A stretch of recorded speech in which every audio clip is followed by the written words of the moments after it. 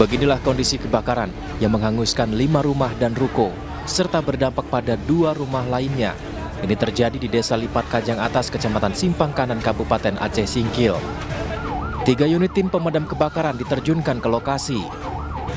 Api semakin membesar dan menghanguskan bangunan warga.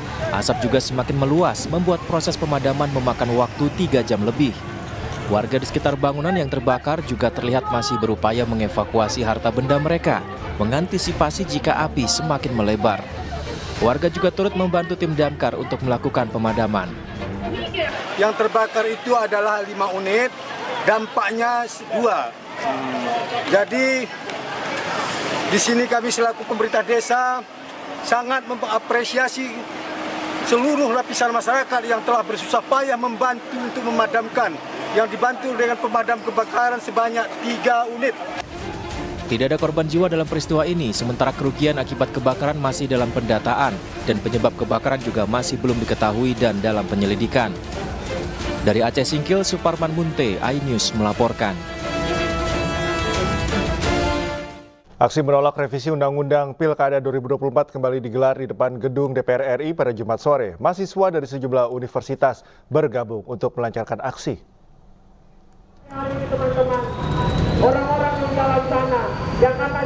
Aksi mahasiswa dari sejumlah kampus digelar dengan agenda mengawal putusan Mahkamah Konstitusi.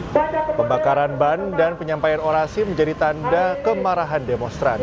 Aparat kepolisian sudah bersiaga untuk mengawal aksi mengawal putusan MK ini. Yang katanya diwakili itu tidak dipenuhi, kita masih berdiri kawan-kawan. Kita di sini.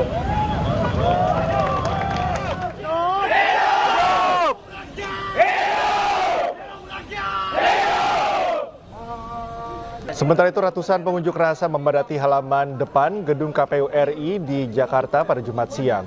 Pengunjuk rasa terdiri dari gabungan mahasiswa, pelajar, dan kelompok buruh. Mereka mendesak agar KPU RI mengeluarkan peraturan KPU sesuai keputusan MK nomor 60 soal ambang batas pencalonan kepala daerah. Selain itu, massa juga mendesak DPR RI untuk tidak melawan dan mengubah putusan MK nomor 60. Demo di depan KPU ini merupakan lanjutan dari aksi di depan gedung DPR pada Kamis kemarin untuk mengawal putusan MK hingga pendaftaran Pilkada 2024 tanggal 27 mendatang. Kita sadari bahwa partai-partai pemilik modal yang hari ini menipu, menindas, dan merampas hak rakyat Indonesia. Pemirsa, puluhan orang tua mendatangi Polres Jakarta Barat untuk mengetahui nasib anaknya yang diamankan usai mengikuti aksi unjuk rasa menolak revisi Undang-Undang Pilkada di gedung DPR RI. 52 orang peserta aksi sempat diamankan di ruang Satreskrim Polres Jakarta Barat.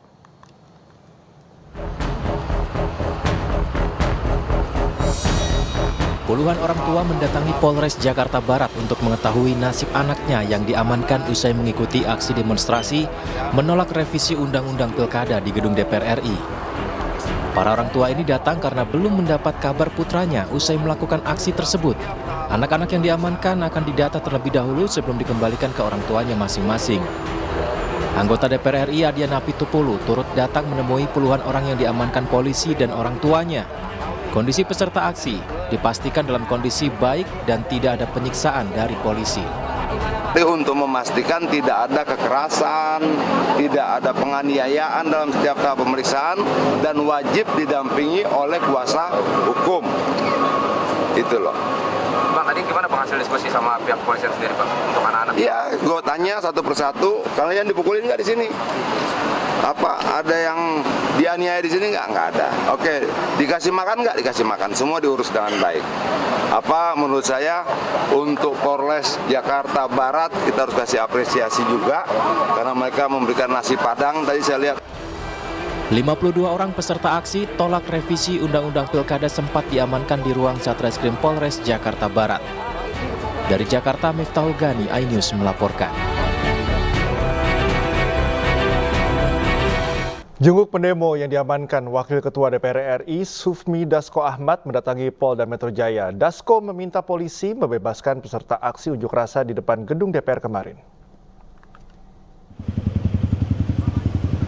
Wakil Ketua DPR RI Sufmi Dasko Ahmad mendatangi Polda Metro Jaya kemarin untuk melihat kondisi pendemo yang diamankan setelah aksi menolak revisi Undang-Undang Pilkada. Pihaknya juga akan mendata masa aksi yang tengah menjalani perawatan di rumah sakit. Ada 50 orang masa aksi yang diamankan di Polda Metro Jaya. Dasko meminta pihak kepolisian membebaskan masa aksi yang tidak melakukan tindak pidana berat. Di DPR hari ini menjenguk adik-adik yang kemarin ikut aksi dan kemudian diamankan oleh dari kepolisian, dan kami tadi barusan berkoordinasi diberikan informasi mengenai adik-adik yang diamankan di sini. Dan pada hari ini sekaligus kami ingin meminta kepada pihak kepolisian agar adik-adik yang kita dapat segera dikembalikan ke rumahnya sepanjang tidak ada pelanggaran tindak pidana yang berat. Demikian.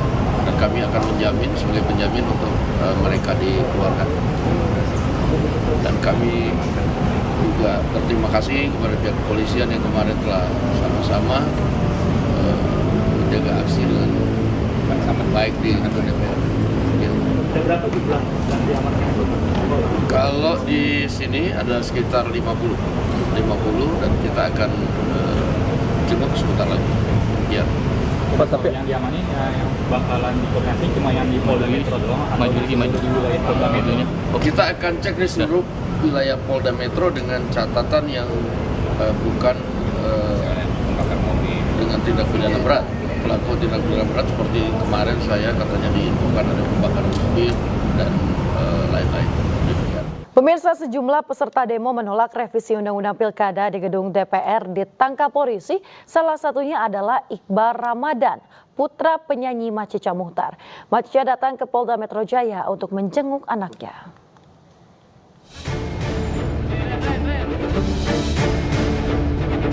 Penyanyi Macica Muchtar mendatangi Polda Metro Jaya untuk menjenguk putranya Muhammad Iqbal Ramadan yang ditangkap usai ikut aksi tolak revisi Undang-Undang Pilkada di depan gedung DPR RI. Macica mendengar hidung putranya patah dan harus segera dibawa ke rumah sakit. Macica sebelumnya sempat khawatir karena Iqbal tak kunjung pulang usai ikut demo pada hari Kamis. Katanya ditahan di sini di Polda Metro di Reskrimum. Jadi hari ini saya hadir untuk menjemput anak saya, kemudian saya mau bawa ke rumah sakit. Gitu. Informasi yang diterima kondisi anak itu seperti apa? Hidungnya patah, jadi harus saya bawa berobat. Mau visum dulu. Informasinya dari mana, Bu? Dari teman-temannya, dari tantenya. Tantenya itu dapat kabar dari teman-temannya Iqbal. Jadi dia nelpon saya ngasih tahu kalau Iqbal ditangkap kemarin sore ya. Iqbal ditangkap kemarin sore, kemudian ada patah tulang hidung, seperti itu. Muhammad Iqbal Ramadan merupakan putra Macica Muchtar dengan legend TNI Purnawirawan Murdiono yang merupakan mantan Mensesnek dan orang kepercayaan Soeharto. Iqbal pernah menjabat sebagai ketua BEM saat berkuliah di Fakultas Hukum Universitas Al-Azhar. Setelah lulus, ia bergabung di Lembaga Bantuan Hukum Lokataru. Tim iNews melaporkan.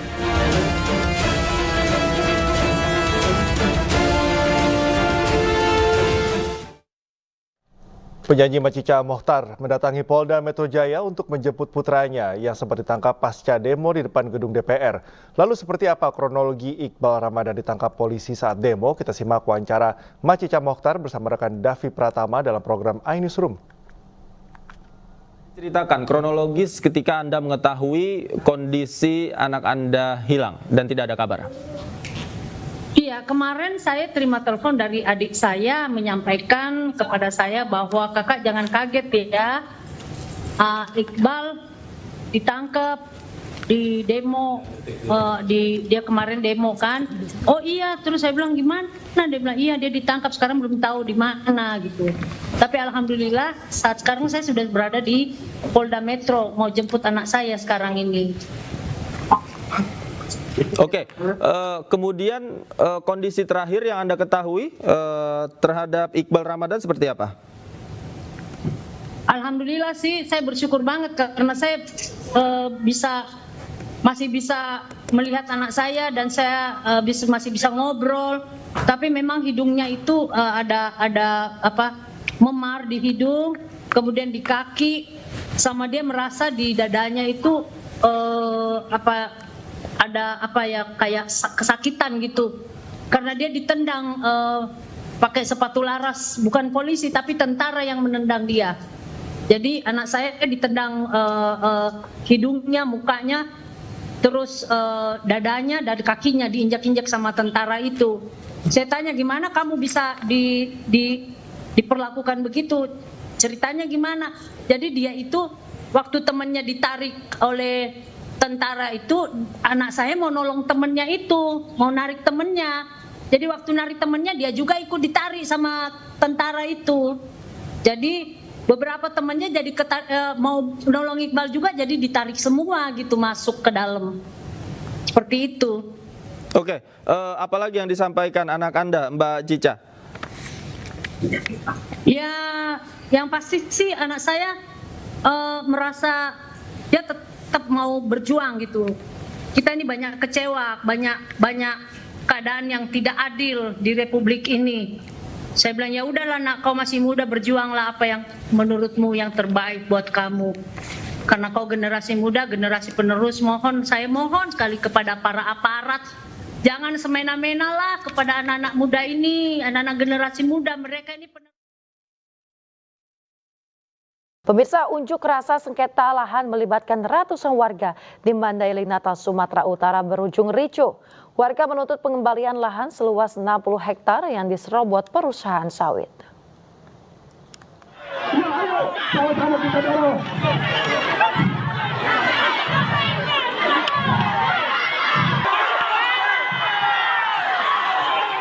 Ratusan warga Kelurahan Tapus, Mandailing Natal, Sumatera Utara saling dorong dengan petugas mendobrak paksa pintu masuk kawat berduri milik perusahaan perkebunan kelapa sawit PT TBS. Masa menuntut pengembalian lahan seluas 60 hektar milik warga yang diserobot perusahaan tersebut. Warga juga mengacungkan paksa portal milik perusahaan menggunakan truk. Namun hingga kepolisian datang, warga tidak berhasil menemui pimpinan perusahaan. Ada di sini nih. Kalau itu ada di umum, ambil contoh di dalam terlibat. Tolong cari tanggapan ini ke teman masyarakat. Jangan sampai ke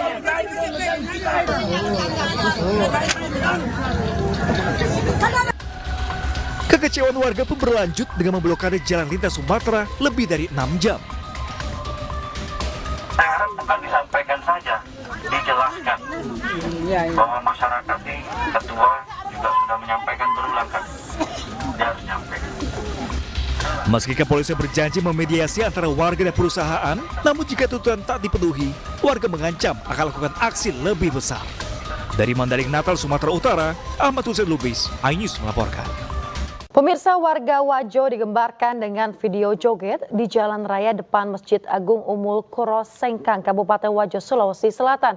Aksi tersebut kemudian viral di media sosial.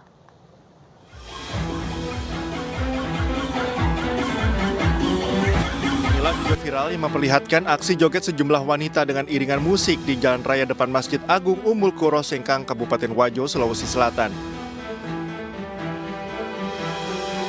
Aksi ini menuai berbagai tanggapan warganet, bahkan menjadi perbincangan warga sekitar. Warga sangat menyayangkan aksi joget ini. Dari video, warga menduga aksi dilakukan di halaman masjid, meskipun telah dibantah oleh pihak pengurus masjid. Jelaskan Bang terkait kejadian yang viral saat di media sosial. Jadi Assalamualaikum warahmatullahi wabarakatuh. Kami atas nama pengurus Masjid Agung Ummul Qura memberikan penjelasan bahwa acara pada malam tanggal 15 malam lomba lampion itu jadi bukan di halaman Masjid Agung, hanya di jalan raya. Ada jalan di depan masjid yang dilaksanakan oleh kelompok-kelompok tertentu. Jadi kami himbau bahwa apa yang terjadi itu sama sekali tidak ada hubungannya dengan Masjid Agung Ummul Qura.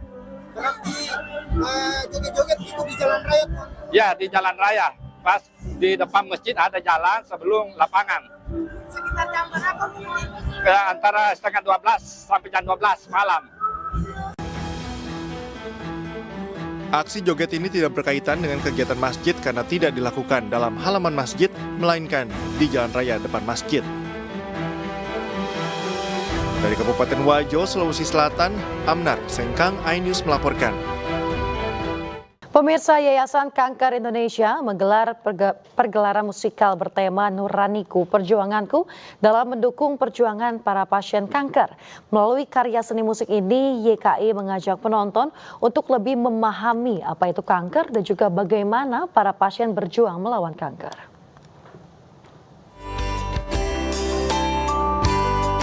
Bertempat di Jakarta Teater, ratusan penonton dengan hikmat mengikuti pagelaran musikal bertema Nuraniku Perjuanganku. Acara lintas usia dan latar belakang ini menjadi upaya dalam mengingatkan masyarakat akan bahaya kanker serta menumbuhkan empati terhadap para penyintas kanker. Semua yang hadir di sini merasa satu dalam seni, tapi juga hati satu dalam empati atau berperasaan melawan kanker yang kita tahu sebuah masalah atau musuh yang harus kita perangi bersama. Selain pentas musik, 205 pameran juga turut mewarnai pagelaran musikal yang diinisiasi Yayasan Kanker Indonesia. Dari Jakarta, Anggita Maura Ade Supriyatna, iNews melaporkan. Mengangkat potensi wirausaha pesantren, lomba karya jurnalistik diadakan di Provinsi Aceh. Pemirsa, Amanah kembali berinovasi dalam mendorong pengembangan wirausaha di Aceh. Kali ini melalui lomba karya jurnalistik Dayah yang bertujuan untuk menggali dan juga mempublikasikan potensi bisnis yang dimiliki oleh pesantren-pesantren di Bumi Serambi Mekah. Lomba ini diharapkan dapat menjadi wadah bagi para santri dan penulis muda untuk mengembangkan kreativitas dan juga kemampuan menulis, sekaligus untuk mempromosikan semangat kewirausahaan di kalangan masyarakat. Alur tulisan dia sudah mengarah ke tema dan juga. Pemirsa, santri dari berbagai pesantren di Kabupaten Biren Aceh mengikuti pelatihan menjahit oleh Amanah. Workshop menjahit bertajuk Dayahpreneur Berkarya Maju Bersama diikuti 16 santri dan pengajar dari 4 daya. Dalam pelatihan, para santri diarahkan untuk memproduksi berbagai macam busana muslim yang nantinya akan dibantu pemasarannya. Selain sebagai upaya mengembangkan potensi para santri, kegiatan juga untuk meningkatkan perekonomian setempat.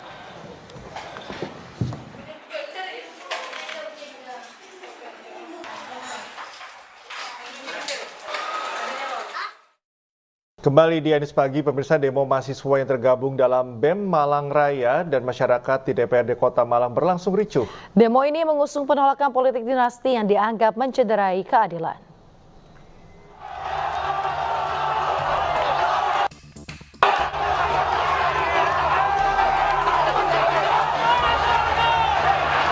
Sejumlah demonstran mencoba masuk ke dalam gedung DPRD Kota Malang. Demo menolak politik dinasti ini makin rusuh saat sejumlah demonstran yang tidak mengenakan alma mater perguruan tinggi melakukan pembakaran dan mencoba merusak gedung DPRD Kota Malang.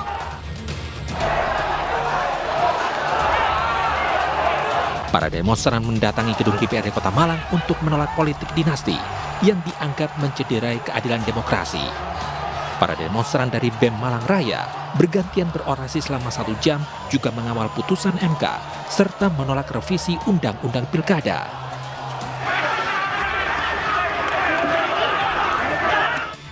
Untuk mencegah kerusuhan makin meluas, petugas mencoba menghalau para demonstran agar menjauh dari gedung DPRD Kota Malang.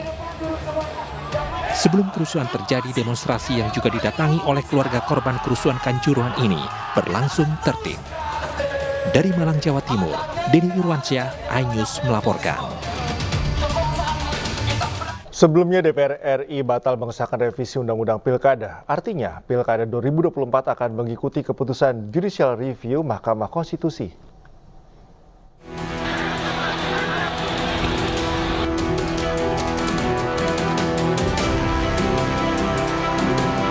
Unjuk rasa menolak revisi Undang-Undang Pilkada digelar serentak di tanah air Kamis kemarin. Di Jakarta, aksi berpusat di depan DPR RI Komplek Parlemen Senayan, Jakarta. Ribuan orang dari berbagai unsur seperti mahasiswa, buruh, hingga aktivis mengikuti unjuk rasa yang mulai digelar pagi hingga malam hari. Sejumlah komika Indonesia juga turun ke jalan dan berorasi di depan ribuan pengunjuk rasa. Selain komika, aktor Reza Rahardian juga ikut dalam aksi menolak revisi Undang-Undang Pilkada di gedung DPR. Pemeran Habibie tersebut juga sempat berorasi. Unjuk rasa juga sempat diwarnai kericuhan di bagian depan dan belakang gedung DPR. Massa yang kesal merobohkan gerbang dan sebagian diantaranya berhasil masuk ke kawasan gedung DPR. Polisi pun memukul mundur massa yang sempat ricuh dan memaksa masuk ke halaman kompleks parlemen. Polisi juga menembakkan gas air mata dan water cannon lantaran telah melewati batas waktu menyampaikan pendapat di muka umum. Di tengah aksi massa yang masih berlangsung di luar gedung, Wakil Ketua DPR RI Sufmi Dasko mengumumkan bahwa DPR batal mengesahkan RUU Pilkada. Artinya, Pilkada 2024 akan mengikuti keputusan Judicial Review Mahkamah Konstitusi. Setelah kemudian mengalami penundaan selama 30 menit, maka tadi sudah diketok bahwa revisi Undang-Undang Pilkada tidak dapat dilaksanakan. Artinya, pada hari ini revisi Undang-Undang Pilkada batal dilaksanakannya.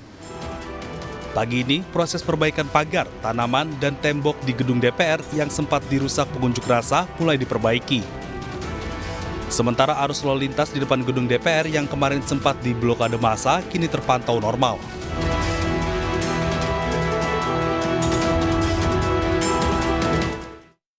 Ketua Umum Partai Solidaritas Indonesia (PSI), Kaisang Pangarep disebut telah mengurus 3 surat keterangan untuk melengkapi persyaratan pencalonan Pilkada 2024. Kaisang mengurus surat-surat tersebut di Pengadilan Negeri Jakarta Selatan.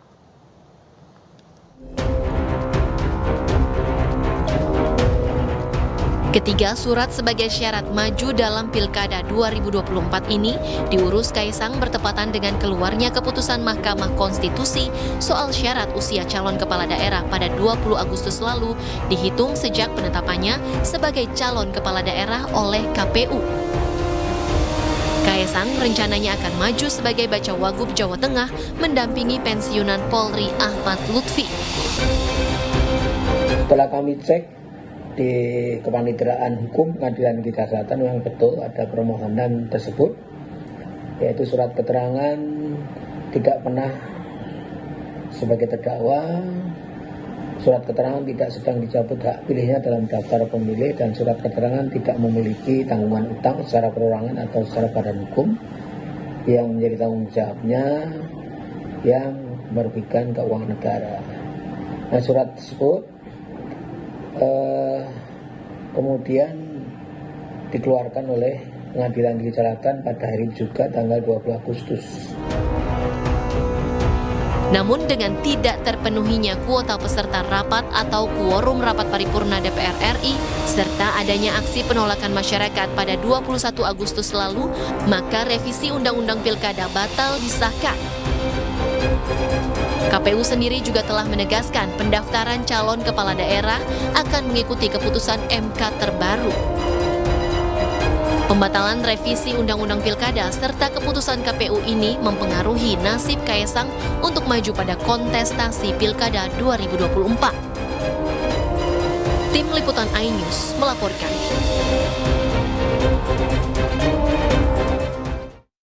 Anies Baswedan berpeluang besar untuk diusung PDI Perjuangan dalam Pilkada Jakarta 2024. Namun, Ketua Umum PDIP Megawati Soekarnoputri justru mengeluarkan pernyataan menyentil yang mempertanyakan apakah Anies akan patuh jika diusung PDIP.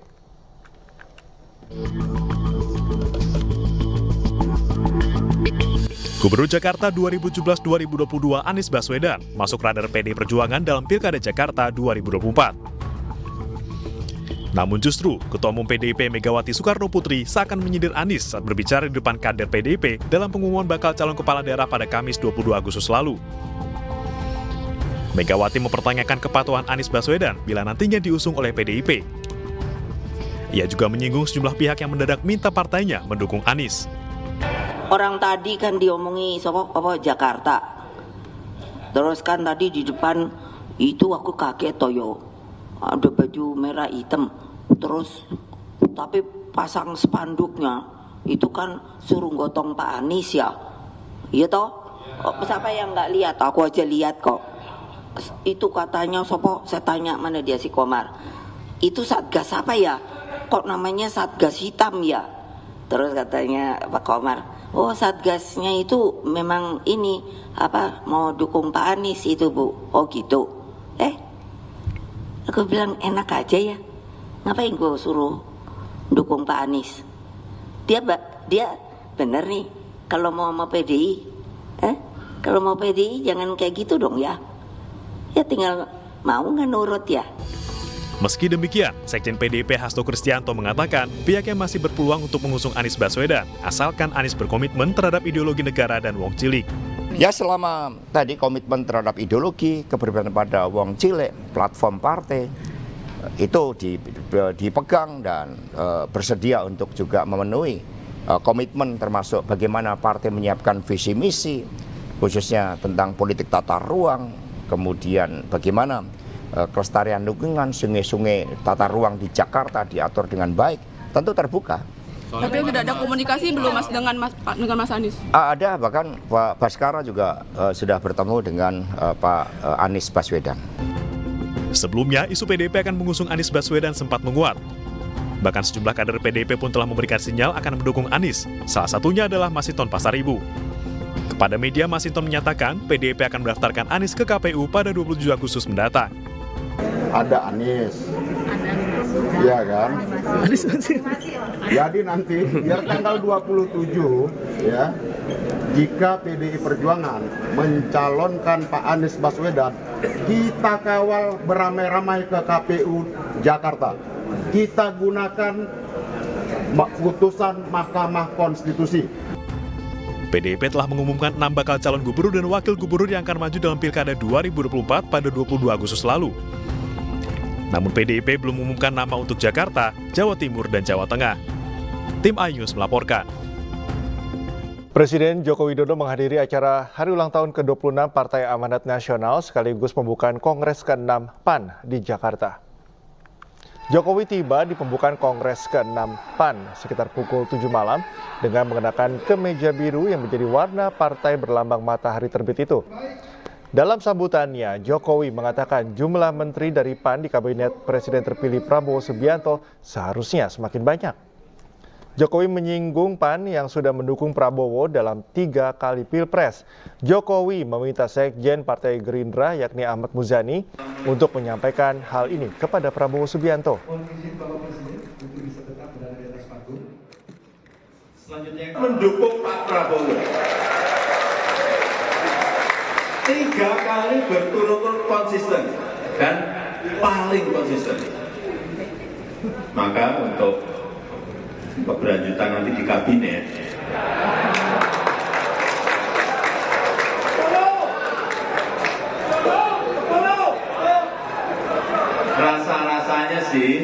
rasa-rasanya mestinya PAN mesti ditambahin.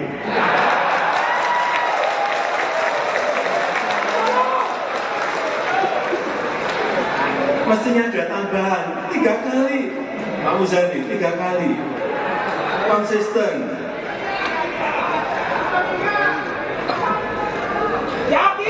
Tambahannya itu Sementara itu pemirsa, jelang Pilkada Serentak 2024, Partai Gerindra memberikan surat rekomendasi kepada calon kepala daerah tingkat provinsi, kabupaten dan kota di kantor DPP Gerindra kawasan Pasar Minggu, Jakarta Selatan. Surat rekomendasi diberikan kepada sejumlah calon kepala daerah, diantaranya untuk wilayah DKI Jakarta, Ridwan Kamil Suswono. Kemudian wilayah Jawa Timur, Khofifah Indar Parawangsa Emil Dardak, Jawa Barat, Deddy Mulyadi, Jawa Tengah, Komjen Pol Ahmad Lutfi, dan Kalimantan Tengah, Agustiar Sabran Edi Pratowo. Kemarin kami menerima dari PKS di 1 PK-nya. Terus untuk berikutnya, ya sekarang hari ini kami dari Gerindra mendapat rekomendasi bisa kebaikannya. Kalau rekom ada dari PAN, insya Allah besok kalau masalah. PKB juga penentuan besok, insya Allah jangan dapat. Tapi bagi kami setelah ada putusan MK ini ya kami mau 3 partai, 2 partai ya tidak ada masalah, 1 partai pun kami sudah terpenuhi. Mendukung pertumbuhan ekonomi, Menteri BUMN Erick Thohir meluncurkan platform kemaritiman digital hasil karya 2 BUMN. Penerapan teknologi digital ini sangat penting untuk meningkatkan efisiensi operasional hingga manajemen kapal.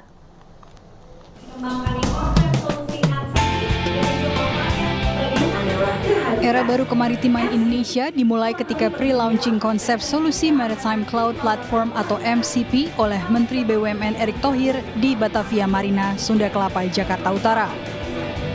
Dalam kesempatan ini, Erick meyakini platform kemaritiman digital besutan 2 BUMN, ID Survey dan Telkomsel dapat menjadi solusi untuk memaksimalkan potensi Blue Economy atau ekonomi biru Indonesia.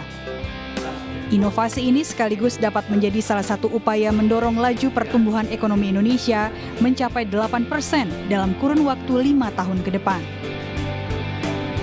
Kita melihat potensi pertumbuhan ekonomi ke depan yang semakin nyata. Saya tahu pemerintah ingin mendorong pertumbuhan ekonomi di kisaran 5 bahkan bisa sampai 8. Nah, karena itu kita harus terus menggali potensi yang ada. Ini saya mengucapkan terima kasih ID Survey dan juga Telkomsel bisa berkolaborasi sehingga bisa melihat opportunity ini sebagai sebuah pertumbuhan hal yang baru secara ekonominya, tetapi tentu faktor daripada keselamatannya menjadi tidak kalah penting. ID Survey meyakini bahwa penerapan teknologi digital sangat penting guna meningkatkan efisiensi operasional, keselamatan, kinerja, dan manajemen kapal. Kedepannya, solusi MCP ini dapat diakses oleh masyarakat baik dalam negeri maupun luar negeri sebagai ekosistem digital maritim yang memadukan 3 teknologi sekaligus, diantaranya cloud computing, satellite constellation, dan kecerdasan buatan atau artificial intelligence. Dari Jakarta, tim iNews melaporkan. Kebakaran melanda pabrik kardus di Jalan Lingkungan 3 Kalideres, Jakarta Barat.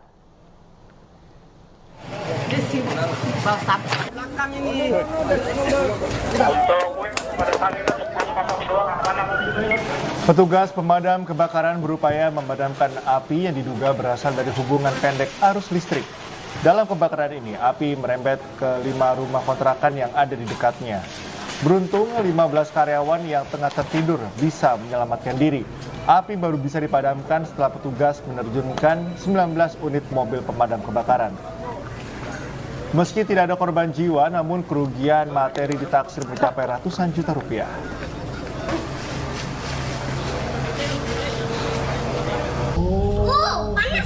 Diduga akibat korsleting listrik, 1 unit truk hangus terbakar di tol Tangerang Merak, tepatnya di gerbang tol Balaraja Timur. Api menyambar tangki bahan bakar dan membuat api cepat membesar dan menghanguskan seluruh bagian truk. 2 unit mobil pemadam kebakaran dari Pos Balaraja dan Pos 3 Raksa berhasil menjinakkan api setelah berjibaku selama 30 menit. Dalam kejadian ini, sopir truk selamat usai keluar dari kendaraan sebelum api membesar. Kasus kebakaran truk ini ditangani Polresta Tangerang.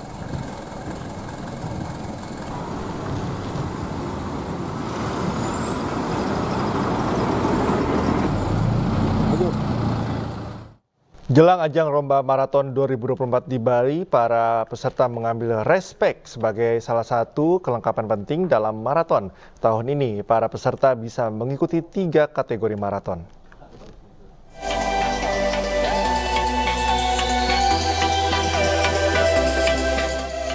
Ribuan peserta Maybank Marathon 2024 mendatangi Bali United Training Center di kawasan Pantai Purnama, Kabupaten Gianyar, Bali pada Jumat sore. Para peserta datang untuk mengambil respek sebagai salah satu kelengkapan penting saat mengikuti perlombaan Maybank Marathon 2024. Maybank Marathon tahun ini mengambil tempat perdana di kawasan Bali United Training Center, kawasan Pantai Purnama. Mengusung tema Discover a New You, ajang lari internasional elite label road race pertama dan satu-satunya di Indonesia ini mengajak para peserta untuk menggali potensi diri. Seperti tahun-tahun sebelumnya, Maybank Marathon menghadirkan berbagai kategori.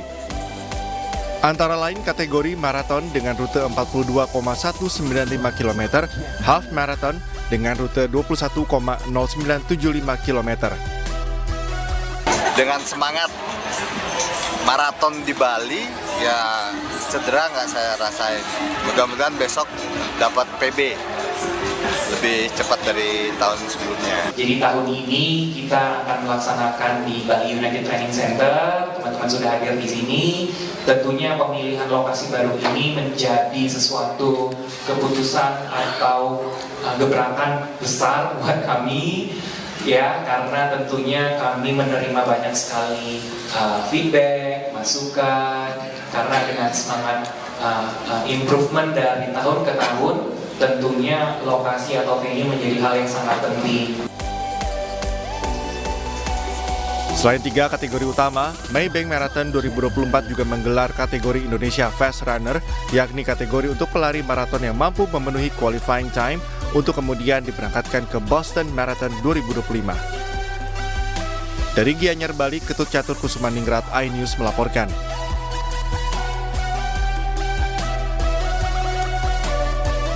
Pemirsa, ajang Lomba Lari Maraton Internasional kembali digelar di Indonesia. Tahun ini Bali akan menjadi tuan rumah penyelenggaraan.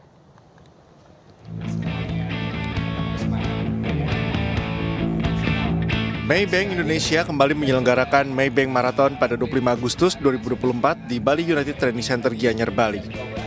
Menjelang event berskala internasional ini, Maybank Indonesia menggelar gala dinner bersama sejumlah insan media yang turut andil membesarkan Maybank Marathon dari tahun ke tahun.